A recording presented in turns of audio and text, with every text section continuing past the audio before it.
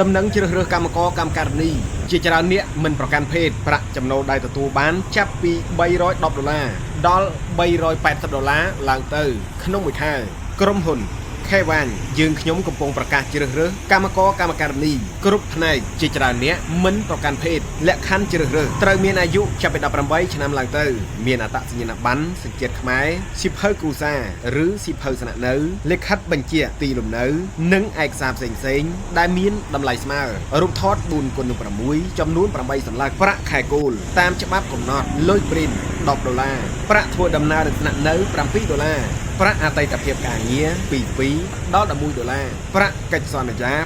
5% និងប្រាក់បំណាច់ឆ្នាំ18ថ្ងៃរួមនឹងអត្ថប្រយោជន៍ផ្សេងជាច្រើនទៀតអាស័យដ្ឋានបឹងទំពុនរាជធានីភ្នំពេញសម្រាប់បងប្អូនដែលចាប់អារម្មណ៍សូមទំនាក់ទំនងលេខទូរស័ព្ទ010 239 988 069 390 246សាកសួរបានក្នុងម៉ោងធ្វើការ